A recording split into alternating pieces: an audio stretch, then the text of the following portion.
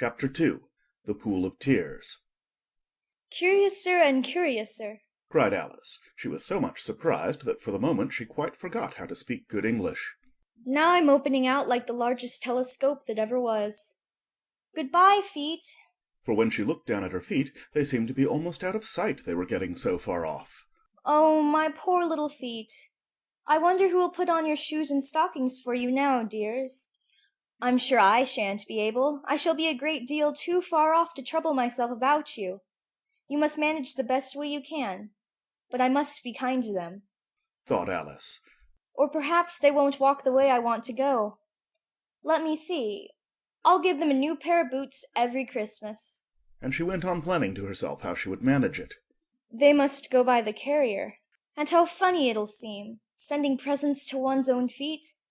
And how odd the directions will look.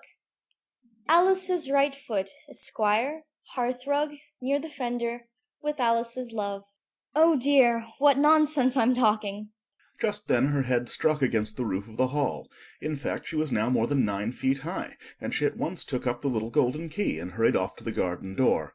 Poor Alice! It was as much as she could do, lying down on one side, to look through into the garden with one eye, but to get through was more hopeless than ever. She sat down and began to cry again.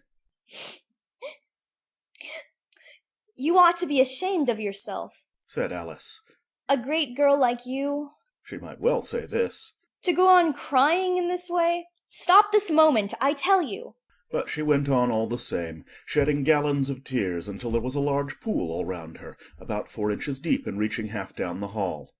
After a time she heard a little pattering of feet in the distance, and she hastily dried her eyes to see what was coming. It was the White Rabbit returning, splendidly dressed, with a pair of white kid gloves in one hand and a large fan in the other. He came trotting along in a great hurry, muttering to himself as he came. "Oh, the Duchess, the Duchess! Oh, won't she be savage if I keep her waiting?" Alice felt so desperate that she was ready to ask help of anyone. So when the rabbit came near her, she began in a low, timid voice, If you please, sir. The rabbit started violently, dropped the white kid gloves and the fan, and scurried away into the darkness as hard as he could go. Alice took up the fan and gloves, and, as the hall was very hot, she kept fanning herself all the time she went on talking. Dear, dear, how queer everything is today. And yesterday things went on just as usual. I wonder if I've been changed in the night. Let me think. Was I the same when I got up this morning? I almost think I can remember feeling a little different. But if I'm not the same, the next question is, who in the world am I? Ah, that's the great puzzle. And she began thinking over all the children she knew that were of the same age as herself, to see if she could have been changed for any of them. I'm sure I'm not Ada, She said. for her hair goes in such long ringlets, and mine doesn't go in ringlets at all. And I'm sure I can't be Mabel, for I know all sorts of things, and she knows such a very little. Besides, she's she, and I'm I, and oh dear, how puzzling it all is. I'll try if I know all the things I used to know. Let me see, 4 times 5 is 12, and 4 times 6 is 13, and 4 times 7 is... Oh dear, I shall never get to 20 at that rate. However, the multiplication table doesn't signify. Let's try geography. London is the capital of Paris, and Paris is the capital of Rome, and Rome... No, that's all wrong, I'm certain. I must have been changed for Mabel. I'll try and say, how doth the little... And she crossed her hands on her lap, as if she were saying lessons, and began to repeat it, but her voice sounded hoarse and strange, and the words did not come the same as they used to do. How doth the little crocodile improve his shining tail, and pour the waters of the Nile on every golden scale? How cheerfully he seems to grin, how neatly spread his claws, and welcome little fishes in with gently smiling jaws. I'm sure those are not the right words, said poor Alice, and her eyes filled with tears again as she went on. I must be Mabel after all. I shall have to go and live in that poky little house, and have next to no toys to play with, and oh, ever so many lessons to learn. No, I've made up my mind about it. If I'm Mabel, I'll stay down here. It'll be no use their putting their heads down and saying, Come up again, dear. I shall only look up and say, Who am I then?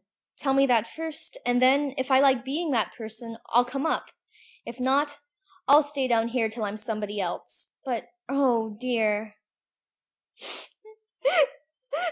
cried Alice with a sudden burst of tears. I do wish they would put their heads down. I am so very tired of being all alone here. As she said this, she looked down at her hands, and was surprised to see that she had put on one of the rabbit's little white kid gloves while she was talking. How can I have done that? She thought. I must be growing small again. She got up and went to the table to measure herself by it, and found that, as nearly as she could guess, she was now about 2 feet high, and was going on shrinking rapidly. She soon found out that the cause of this was the fan she was holding, and she dropped it hastily just in time to avoid shrinking away altogether. That was a narrow escape, said Alice, a good deal frightened at the sudden change, but very glad to find herself still in existence. And now for the garden. And she ran with all speed back to the little door, but alas, the little door was shut again, and the little golden key was lying on the glass table as before. And things are worse than ever, thought the poor child. For I never was so small as this before, never. And I declare it's too bad, that it is. As she said these words, her foot slipped, and in another moment, splash! She was up to her chin in salt water. Her first idea was that she had somehow fallen into the sea. And in that case, I can go back by railway, she said to herself. Alice had been to the seaside once in her life, and had come to the general conclusion that wherever you go to on the English coast you find a number of bathing machines in the sea, some children digging in the sand with wooden spades, then a row of lodging-houses, and behind them a railway station. However, she soon made out that she was in the pool of tears which she had wept when she was 9 feet high. I wish I hadn't cried so much, said Alice, as she swam about trying to find her way out. I shall be punished for it now, I suppose, by being drowned in my own tears. That will be a queer thing, to be sure.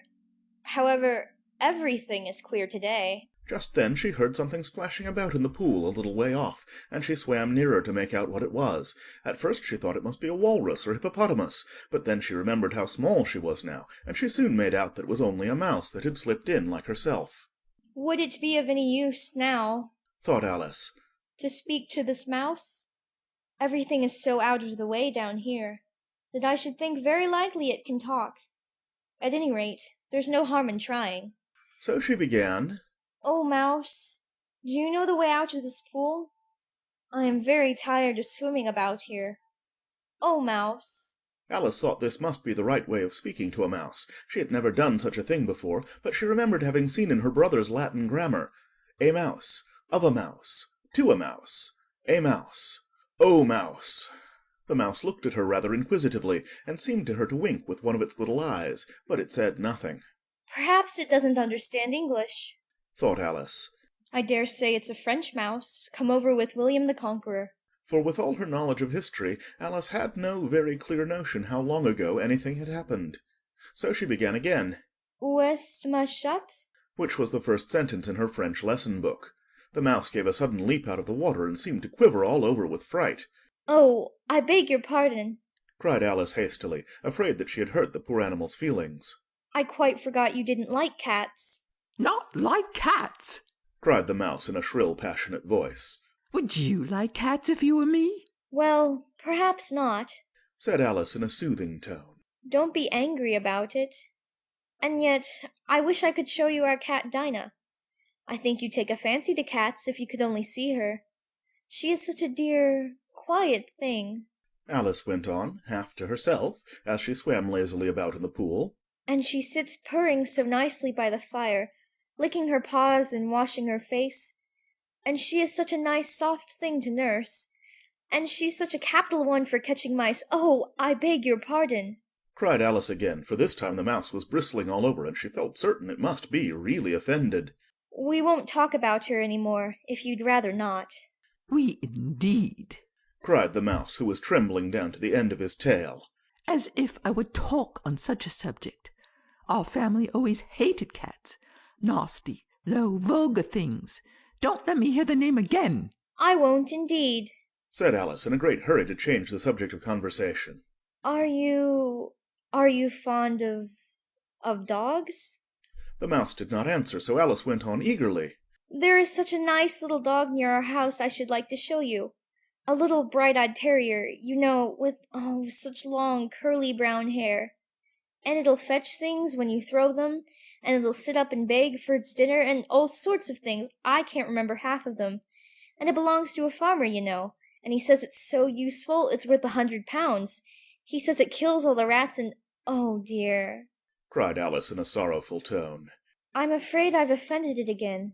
For the mouse was swimming away from her as hard as it could go, and making quite a commotion in the pool as it went. So she called softly after it. Mouse, dear, do come back again, and we won't talk about cats or dogs either, if you don't like them. When the mouse heard this, it turned round and swam slowly back to her. Its face was quite pale, with passion, Alice thought, and it said in a low, trembling voice, Let us get to the shore, and then I'll tell you my history, and you'll understand why it is I hate cats and dogs. It was high time to go, for the pool was getting quite crowded with the birds and animals that had fallen into it. There were a duck and a dodo, a lory and an eaglet, and several other curious creatures. Alice led the way, and the whole party swam to the shore. End of chapter 2.